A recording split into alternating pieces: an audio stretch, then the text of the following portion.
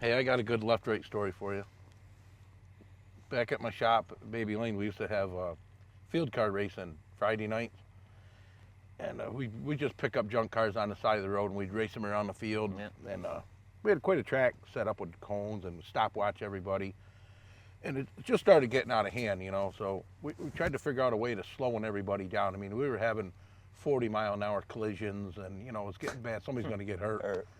So we raced backwards. That was the most logical thing to do. Instead of racing forward, let's race in reverse.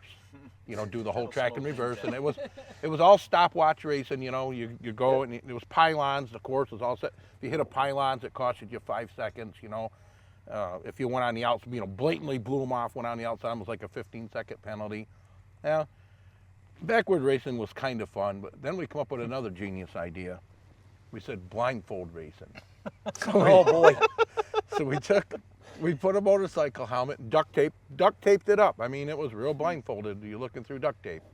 So then, because a lot of people wanted to play and it was just taking all day long, we only really had one car running at a time. So this way, 2 people could be in the car and accomplish the same thing, you know. So you'd pick a partner, pick names out of a hat, you get a partner, and then you'd pick again who was going to be blindfolded and who's going to be your navigator.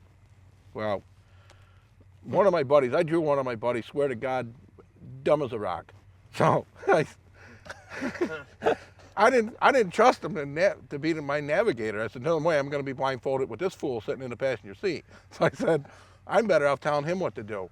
So we put the duct tape helmet over his head, pulled the car up to the start line. Somebody said go. He floored it. He knows the track. You know, he knows they got to go about 100 yards, and he got to make a left, and he got to make a right. I mean, we know the track, so in your mind, you got it in your mind, right? So I said, floor it, Mike, floor it. He floors that freaking car. We go flying down the track. He knows there's a left. What's he do? He turns right. I said, no, left, left. He would turn the car to the left, and he would correct his hands. Well, we only went like that. We're still going straight. I said, turn left, turn left. Ran right over 2 or 3 cones. You know, there's 5 points. There's 5 points. I said, there's no way we're in the money now. He just ran over friggin' 3 pylons. So I said, Mike, when I tell you to turn left, and hold your hands left. Let the car come around. He'd go like this, and he'd straighten it back out.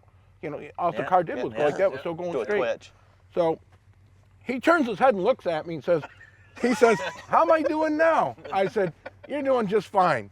Turns his head and looks at me and duct tape. He says, how am I doing now? I said, you're doing just fine. I said, we're on that straightaway, headed back for the garage. Yeah, okay. He's looking at me, shaking it. I can see the helmet.